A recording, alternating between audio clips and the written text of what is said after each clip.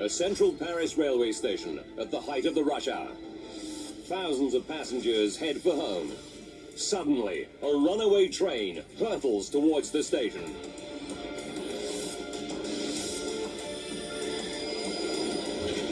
"307 tons of crashing metal slam into a packed commuter train. 56 people die. It's Paris's worst ever train crash. Now, using advanced computer simulations, we reveal exactly what led to tragedy at the Gare de Lyon. Disasters don't just happen, they're a chain of critical events. Unravel the clues and count down those final seconds from disaster.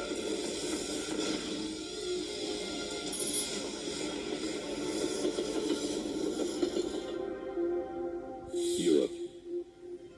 France. Paris. June 27th, 1988. A summer's evening in the French capital. Paris is the focal point of the French rail network. The French are proud of their rail system. It's one of the biggest in Europe, with over 34,000 kilometers of track. With state funding and an ongoing modernization program since the early 80s, the system is increasingly high-tech and efficient. 6:20 p.m. The 5:38 inbound commuter service from Lyon to Paris Gare de Lyon station is running on time. It's a 40-kilometer journey, which takes 50 minutes. It's an 8-carriage train. And in the driver's cab is 42-year-old Daniel Solin. He's worked for SNCF, the French National Railway, since he was 15. Jean Beauvais is the guard on the train. He's another old hand who also joined the SNCF straight from school. So far, it's been a routine trip. But at 6:36 p.m., 8 kilometers outside Paris, as the train passes through Gare de Maison station, something unexpected happens. A young woman in the second carriage leaps up and pulls the emergency cord. A bell in Solin's cab tells him someone has pulled the cord, automatically activating the brakes. The woman slips from the train and disappears. Before the train can set off again, Solin needs to reset the alarm and rearm the brakes. It's an all too familiar procedure. Emergency cords are often pulled, and the driver or the guard, which was me, resets the alarm. It should only take a few minutes, but nevertheless, Solin radios the control room to alert them to the holdup. 6:40 p.m. Most of the passengers, fearing a long delay, leave the train to find another way to complete their journey. The remaining few resign themselves to a late arrival in Paris. Solin and Beauvais set about rearming the brake system, so the train can continue its journey to Gare de Lyon station. Gare de Lyon is the Paris rail station serving the south and east of the country. Behind its magnificent 19th century exterior lies one of Europe's most sophisticated rail hubs. It's one of France's busiest railway stations, with a mixture of intercity service and commuter trains serving the suburbs.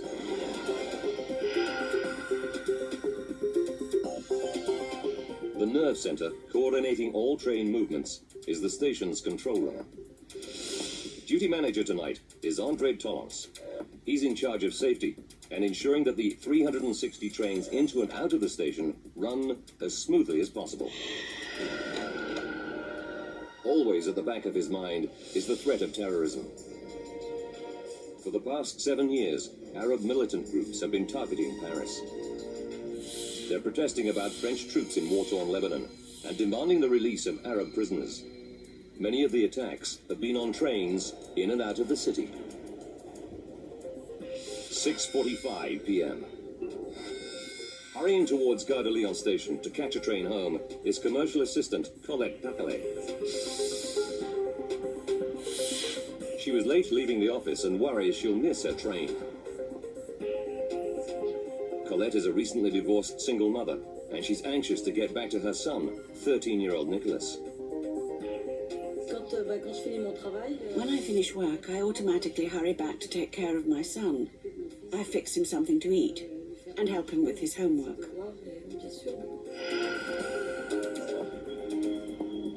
40-year-old Dominique Pavy, who works at the Louvre Art Gallery, is also rushing to catch the same train. Like thousands of others, she's still grappling with the new summer timetable. With new train times and altered routes, it's a recipe for confusion and missed trains. 7:02 p.m.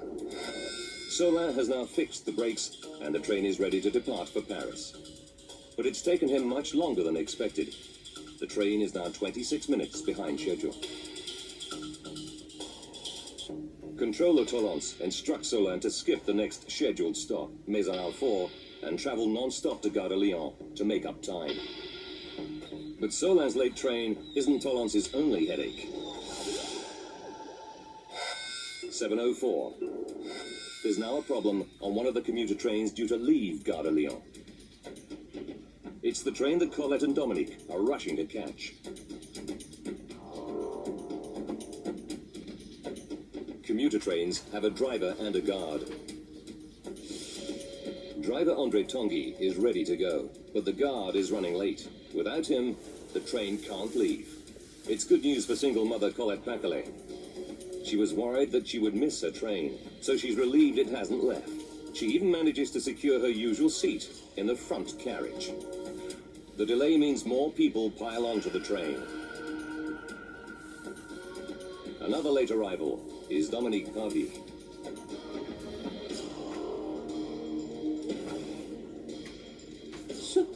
The train was packed.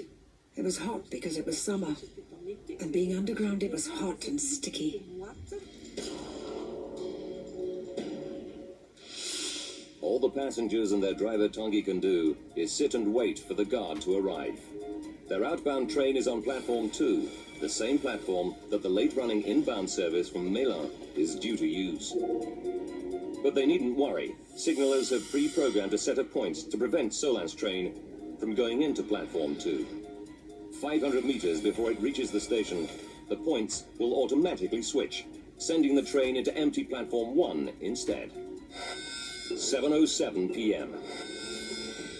Solin's inbound train is now traveling at over 95 kilometers per hour. A yellow signal warns him he should start to slow down. Just ahead is a steep gradient leading into Gare de Lyon station. He applies the brakes, but there is barely any response. To his horror, Solin realizes that his brakes aren't working. He can't slow his train down. The 300-ton train is hurtling out of control. It's less than 2.5 kilometers to the packed rush hour station. A runaway train with defective brakes races towards Paris's Gare de Lyon. It's rush hour, and the station is packed with commuters, including those waiting on a delayed outbound train.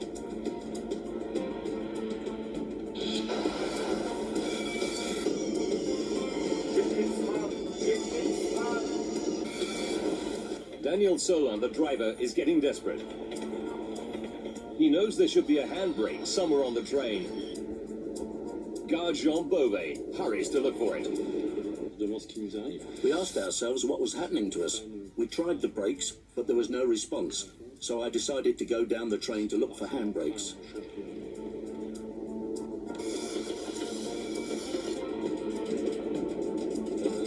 Solin keeps trying the brakes. It slows the train, but only a little.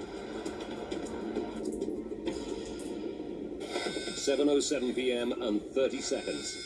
Solin radios a desperate warning to the control room. Stop everything, I've got no brakes. Stop everything, I've got no brakes. Panicking, Solin hits the train's radio alarm signal. It can't be heard by passengers who are still unaware of the danger. But it activates a high-pitched audio alarm in the Gare de Lyon control room and the drivers' cabs of all the commuter trains within the vicinity. Immediately, signalmen turn every green light to red. Drivers stop their trains wherever they are. Within seconds, the entire network grinds to a halt, apart from one train. Unable to do more from his cab, Solin hurries the remaining passengers to the rear of the train. At Gare de Lyon, the guard on the delayed outbound train has finally turned up. But now driver Andre Tanguy's signal switches to red. He has no idea what's going on, and the high-pitched whistle on his radio means he can't use it to find out.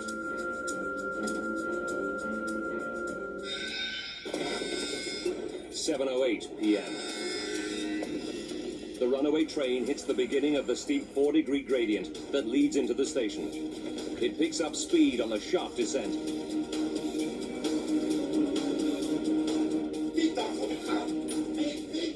Driver Solin manages to get all the passengers into the last carriage.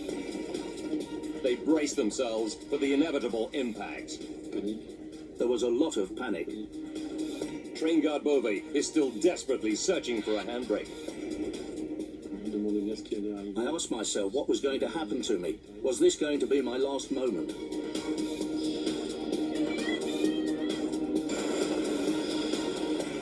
"7:08 and 15 seconds. At Gare de Lyon station, Andre Tanguy is still not sure why he's stuck on a red light.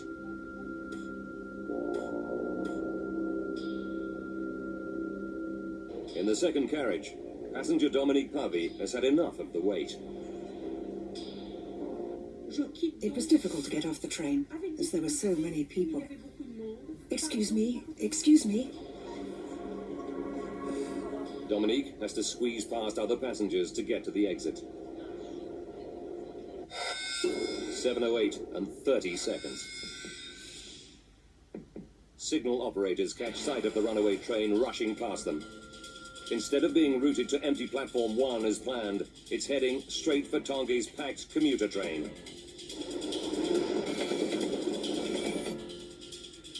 The signalmen immediately issue a warning over the station's public address system to evacuate the train. Attention, attention. Andre Tanguy hears it. He shouts over the train's intercom to evacuate the train fast. Passengers scramble to reach the doors. 7:08 and 45 seconds. Tanguy sees the runaway train heading straight for him. But he knows his train must still be packed with people trying to get off. Instead of jumping clear, he bravely stays on the intercom, repeating his warning to passengers.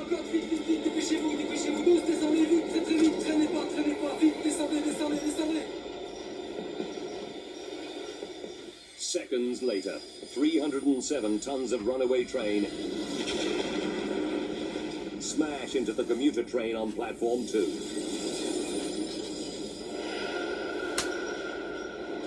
Dominique Pavy leaves the train just in time. She feels the impact of the massive collision just meters behind her. There was a great black dust cloud, a horrific black cloud that was suspended around the train. I could hardly see anything. The dust fell pretty quickly, and it was then that I realized that one train had run into another. And the train that came down from the tunnel had split the first carriage of my train completely in two. On the runaway train, all the passengers have made their way to the rear. Most escape without serious injury. At the moment of impact, I was walking into the last carriage. I heard a great noise and felt a small shock. I didn't even fall over. I just grabbed a railing. But those still on Tanguy's stationary train do not fare so well. Tanguy doesn't stand a chance. The impact kills him instantly. Single mother Colette Bachelet is in the front carriage, which takes the full impact of the crash.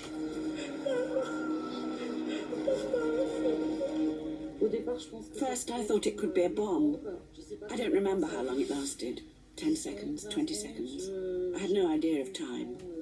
I had just enough time to think, oh, I'm going to die. Papa, help me. Just seconds ago, Colette was looking forward to spending the evening with her young son. Now she lies trapped in the wreckage with dozens of other severely injured passengers. If she doesn't receive medical attention soon, she may not survive. A runaway train crashes into a packed commuter train at Paris's Gare de Lyon.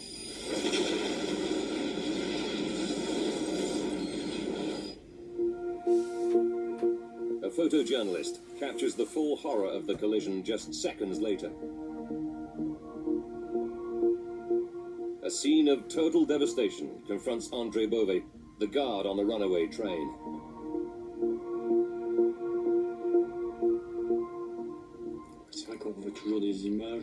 I still see images, a kind of burning smell, and then people crushed in the carriage. I can still see all that. And just after the impact, the start of the groans. I just wanted to run away.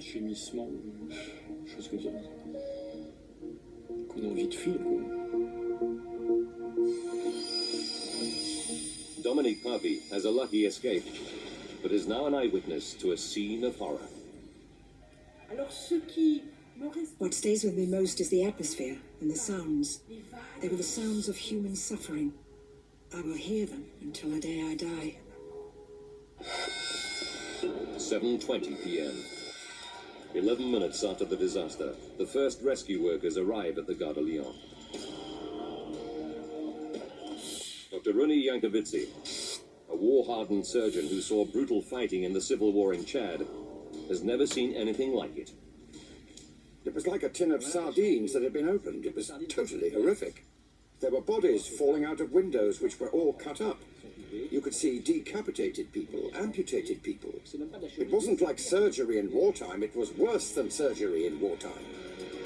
The scale of the disaster quickly becomes apparent. Rescue workers estimate there are over 100 people trapped in the crushed and twisted train. Colette Paquelet is one of them. The young mother is pinned between two seats in the first carriage. I don't realise that I'm crushed under the metal, or that a train has crashed into us. All that I'm thinking is that I want to get off the train. 7:30 p.m. Many of the passengers have suffered serious crush injuries in the collision. Medics on the scene know that those with serious trauma are likely to die if they don't receive treatment within 60 minutes. They call it the golden hour. They must act fast. But there's a problem. The crumpled metal of the train prevents rescuers from reaching many of the survivors. The medics can only stand by while the emergency workers use cutting equipment and steam hammers to get through the tangled mass of steel. We could hear the sound of compressors, the exploding of windows caving in under the pressure. We could also hear wailing and people calling for help.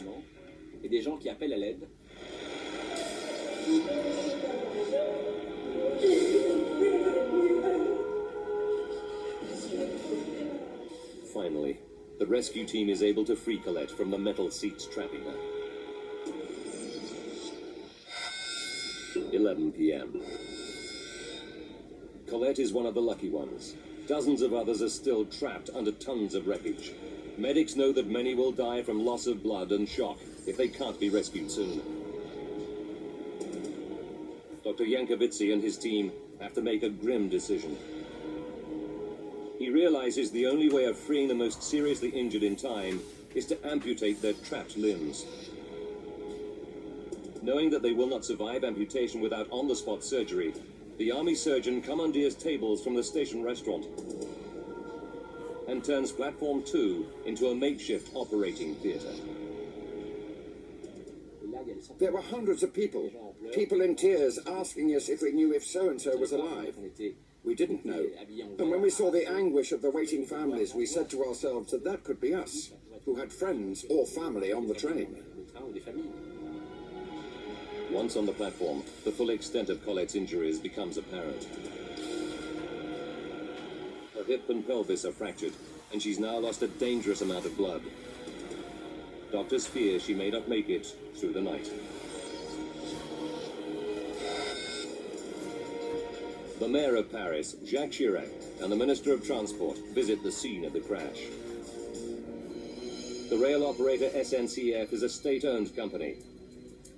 They want answers, and they want them quickly. 5:30 a.m. the next morning.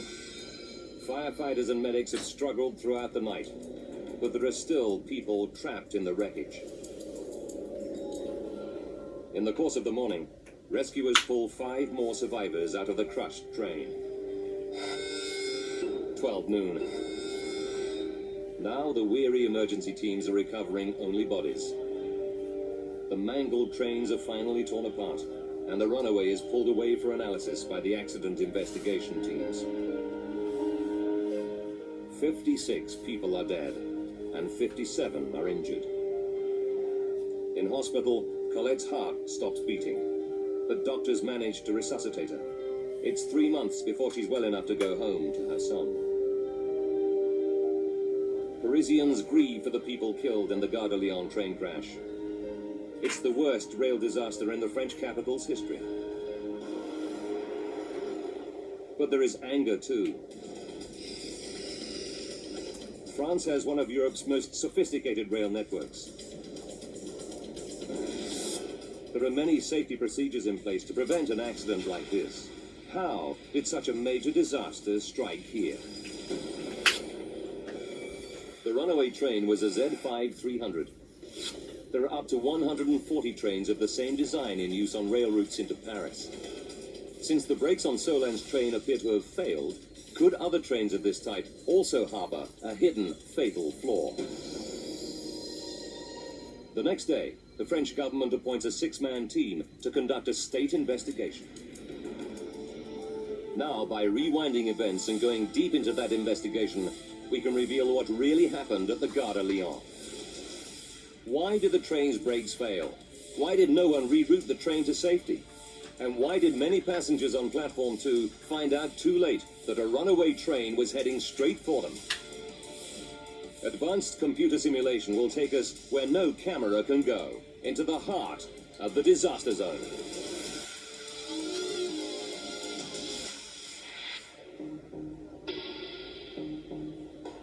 Investigators move the wrecked runaway train to a siding. 3 days later, they begin an inch-by-inch examination of the shattered hulk to find out what went wrong with its braking system. Jean-Pierre Pascal is the investigation team's chief technical advisor. He's head of the National Research Laboratory of Transport and an expert on rail braking systems. Pascal is shocked by the scale of the disaster. This accident at the Gare de Lyon is important because of the number of victims and the scale of the catastrophe. It was exceptional. It wasn't something that I could have even contemplated. I had never seen anything like it. Pascal knows that over the past 7 years, terrorists have been bombing French trains. Are militants now using a deadly new tactic to cause carnage on the French rail network? Until investigators find out, thousands of innocent travelers must live in constant fear of attack. Jean-Pierre Pascal is investigating what caused a runaway train to crash at the Gare de Lyon, killing 56 people. His first job is to examine the crashed train. He knows the brakes failed and needs to understand why. As he sifts through the wreckage, he immediately finds something suspicious. It appears a crucial brake valve has been closed. The valve that feeds air down through the train to work the brakes was closed. It should have been open. It's a disturbing discovery. Did someone interfere with the brakes on the runaway train? Investigators must consider a shocking possibility that the runaway train was the victim of a deliberate act of sabotage.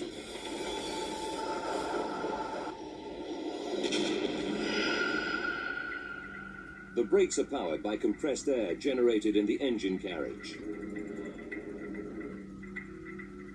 The air is forced down a pipe which runs the entire length of the 8-carriage train. Each carriage has an individual brake unit which gets air from this pipe. There's a valve on the pipe at the rear of the engine carriage. On the runaway train, the lever controlling this brake valve is shut, preventing air traveling through the train to power the brakes. The investigators believe there's only one possible conclusion. Somebody must have closed the valve. Pascal realizes that whoever did this must have had specialist knowledge of the train's braking system. So he does not believe it bears the hallmarks of a terrorist attack. Yet it is clear that the valve has been shut.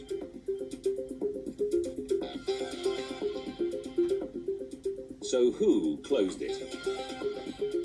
He questions the train's driver, Daniel Solin, and guard Jean Beauvais to see if they can shed any light on the mystery. Solin tells him the brakes were working fine for the first 58 minutes of the journey.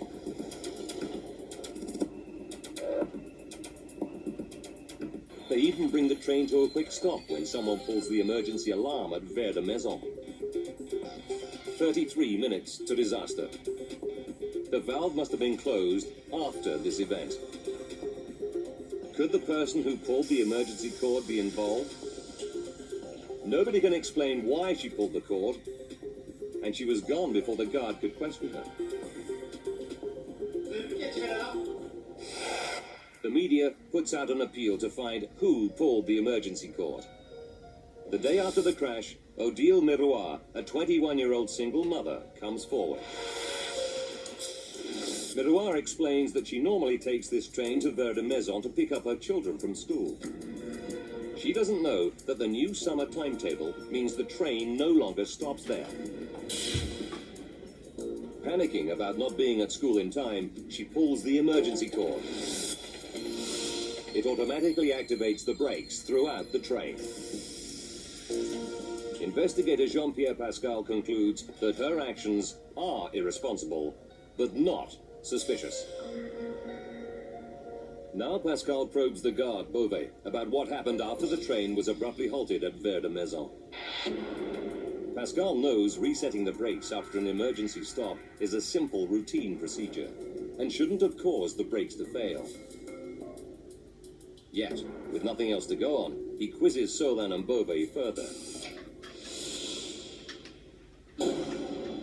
Guard Beauvais tells him that he goes to reset the emergency cord handle, but the handle is stuck. He can't shift it. The reset handle for the emergency brakes is between the first and second carriage. At the time, you had to go between two carriages. There was a small handle. It wasn't easy. The handle is also very close to the crucial brake valve lever that Pascal discovered had been moved. But neither man recalls anything untoward about the lever. The train driver Solin now has a go, but it's stuck fast. I didn't see exactly what he was doing. We were in a very small space. There were maybe 20 inches between the carriages. After several minutes of sweating, Solin finally shifts the handle, returning the brakes to normal. But when he returns to his cab, he discovers the brakes are still locked. Pascal is puzzled. Why didn't the standard resetting procedure unlock the brakes? He scrutinizes the layout of the braking system on the runaway train and discovers something intriguing.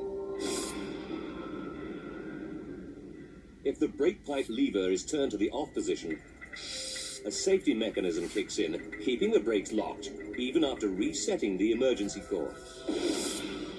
It's a fail-safe system to stop a train from going anywhere without pressurized brakes. Pascal had thought someone closed the valve, perhaps in an act of sabotage. Now, he suspects there may be another explanation. Could Solin have closed it by mistake? He examines his interview with Solin more closely. Quand on l'a interviewé, quand on When we interviewed him, when we asked him questions, he admitted it. He said, I touched that lever to help myself get a good grip. He did it to try and free the handle he thought was stuck. Essayer de débloquer ce signal qu'il pensait coincé. It confirms Pascal's hunch. While trying to reset the emergency cord handle, Solin uses the main brake pipe lever to get more purchase. As he struggles with the emergency cord handle, he inadvertently moves the brake pipe lever, accidentally closing it. Solin thinks he simply reset the emergency cord handle.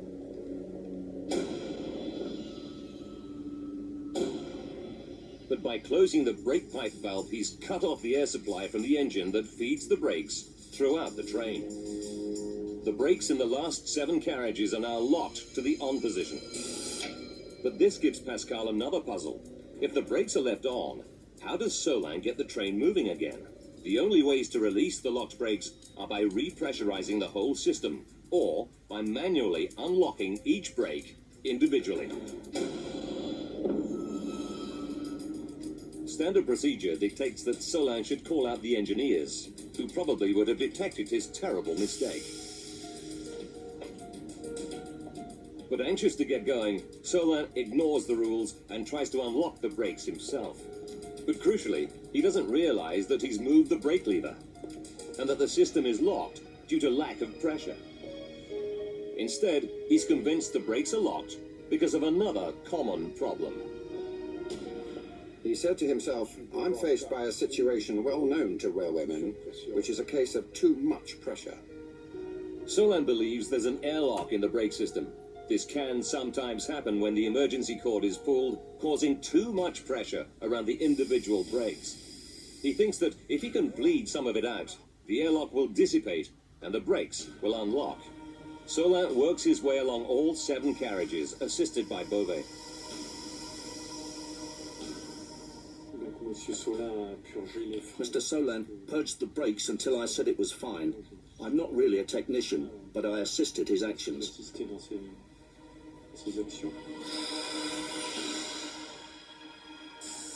It works. The brakes are freed. But Solin's actions are catastrophically misjudged. He has not cleared an airlock and reset the brakes to normal. Instead, he has bled away what precious little air there was left in the system.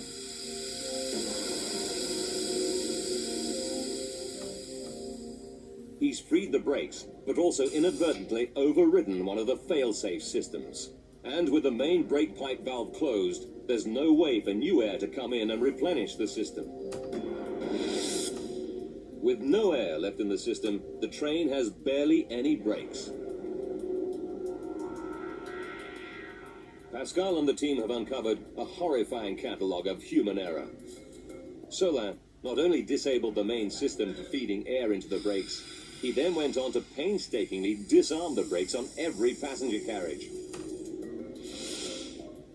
Solin is totally unaware of what he's done. He tells Pascal the brake system pressure gauge in his cab shows the correct reading. He takes it to mean all his brakes are working. In fact, when Solin closed the main brake valve, he isolated the driver's carriage from the rest of the train. The gauge is actually only showing the pressure in the first carriage. 7:02 p.m.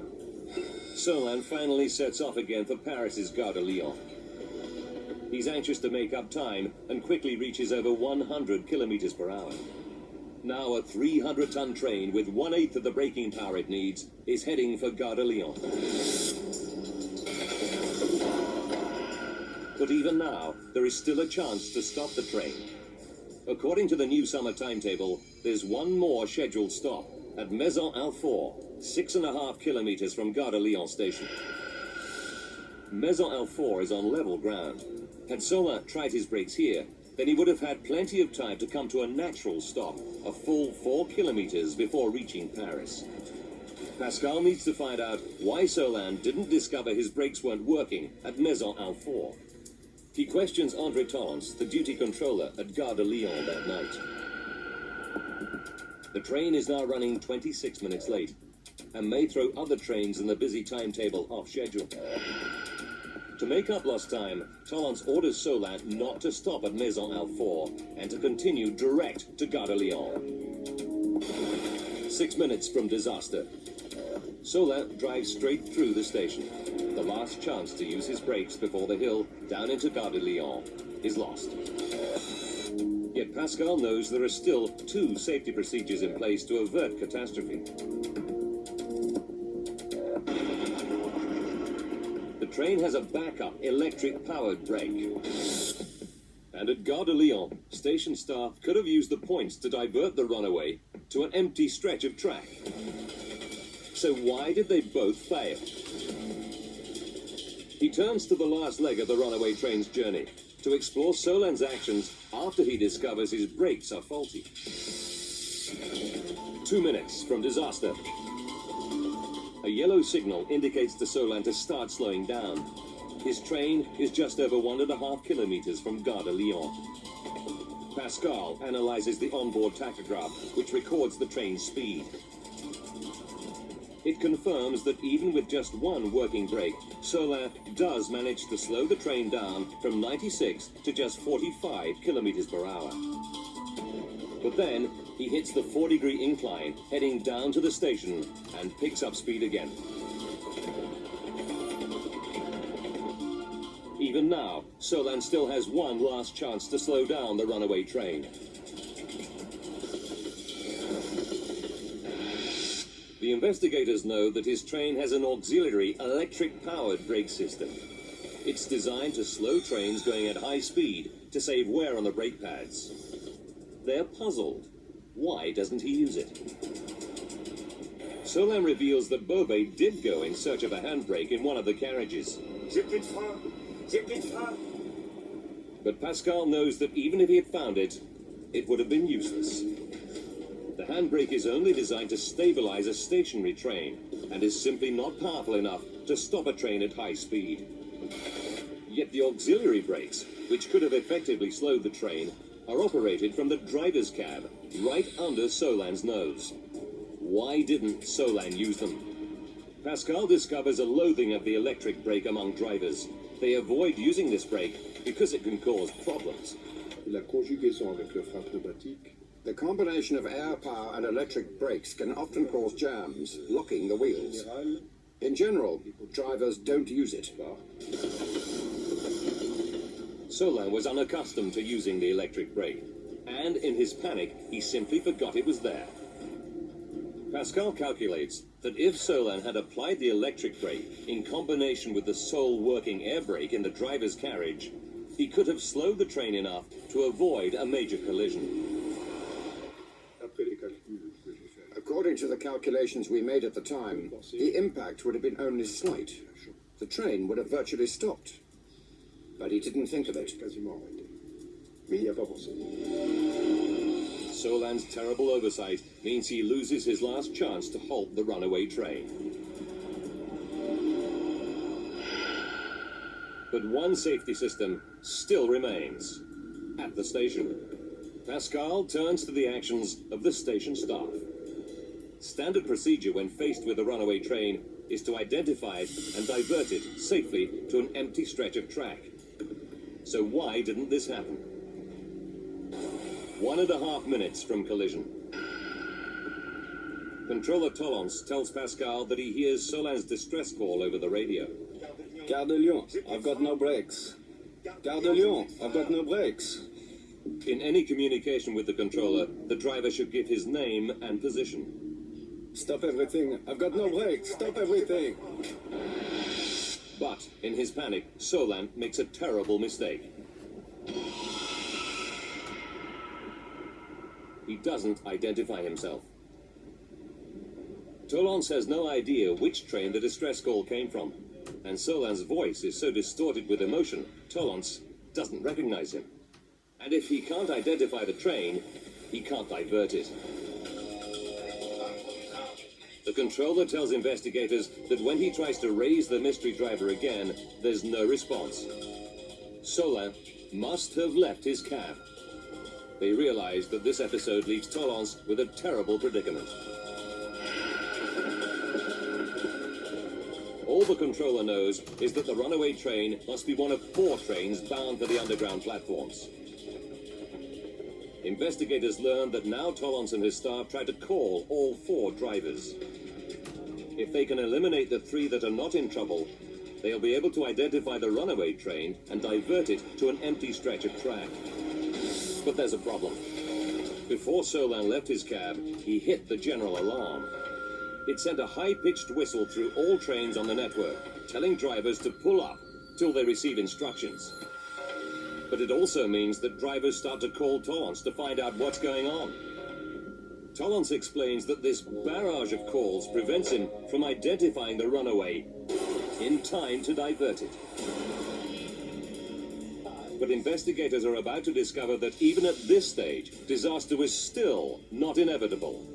On reaching the station, Solin's train was supposed to be routed into Platform 1, an empty platform. So how did it end up ploughing into a packed commuter train?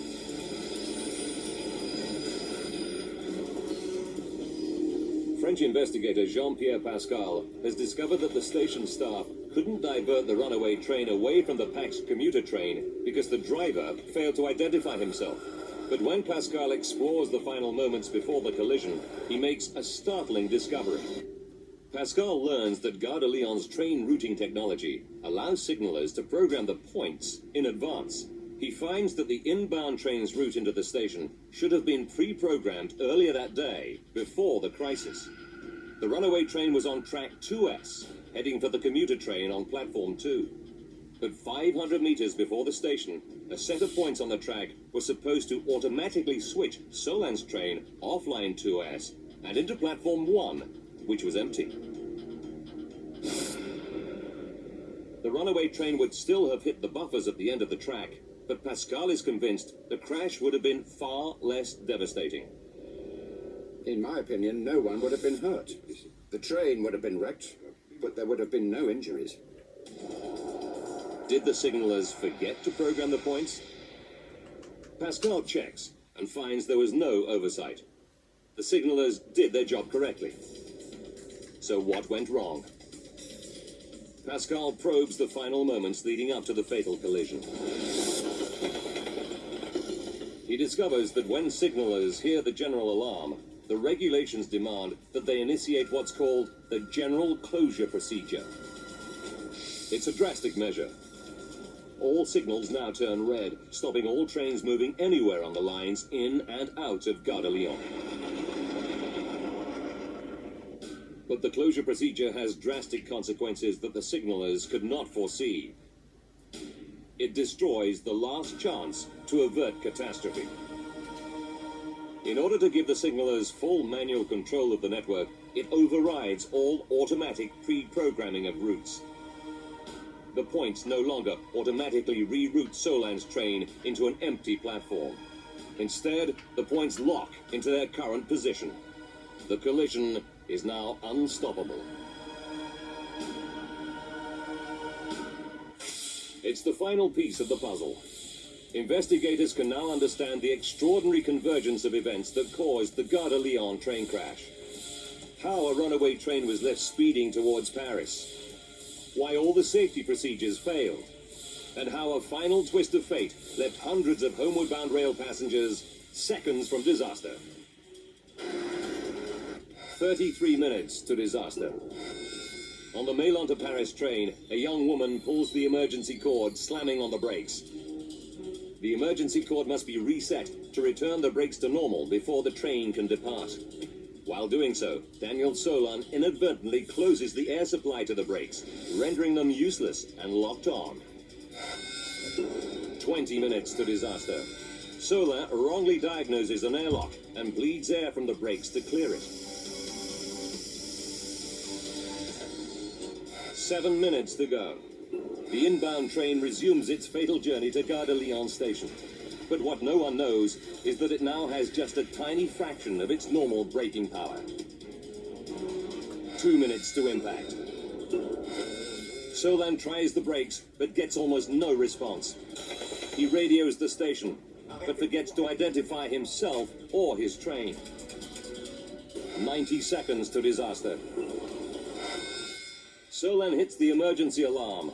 It prompts signalers to override the automatic routing system that would take the runaway train to an empty platform. It sets the runaway train on a collision course with the packed commuter train on platform 2. Disaster is now inevitable. 15 seconds to disaster. Delayed driver Andre Tanguy now sees the onrushing train. He orders his passengers to evacuate fast. As the train heads straight for him, he stays at his post, desperately repeating his warning. The collision claims 56 lives. Investigators conclude that had it not been for Tanguy's brave self-sacrifice, many more people would have died. The self-effacing Andre Tanguy emerges as the hero of the Gare de Lyon tragedy.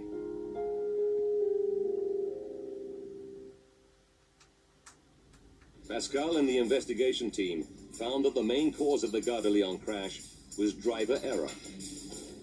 But they also highlighted several technical and safety shortcomings in the rail system. They found that the brake pipe lever was too easily accessible and vulnerable to sabotage. The radio system was overcomplex, and drivers needed more training in its use.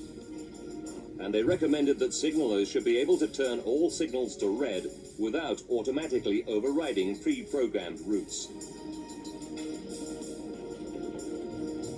Odile Miroir, who pulled the emergency cord, Daniel Sola, and controller André Tollens all faced criminal charges for their role in the accident. Tollens and Miroir were cleared. Daniel Sola served 6 months of a 4-year prison sentence for manslaughter. Survivor Colette Paquelet made a full recovery. However, she remains angry that the buck stopped with Sola, the runaway train driver.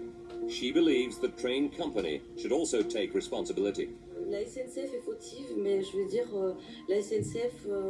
My feeling is that the SNCF is at fault, the SNCF as a whole. It's not one person or two people.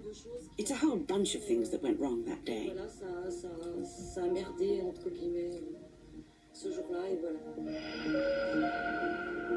Although she had a lucky escape, Dominique Pavie remained haunted by the fact that she survived when so many perished.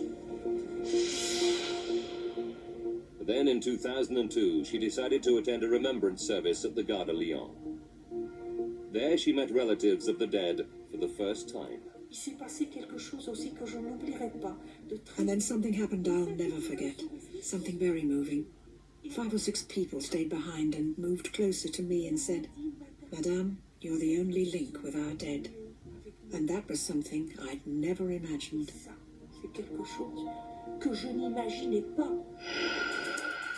In the wake of the tragedy, SNCF introduced a raft of new safety measures. An intercom system allowing passengers to talk directly to the driver will replace the emergency cord system. It'll mean that only the driver can activate the brakes in an emergency. It overhauled its driver training program and phased out brake pipe levers.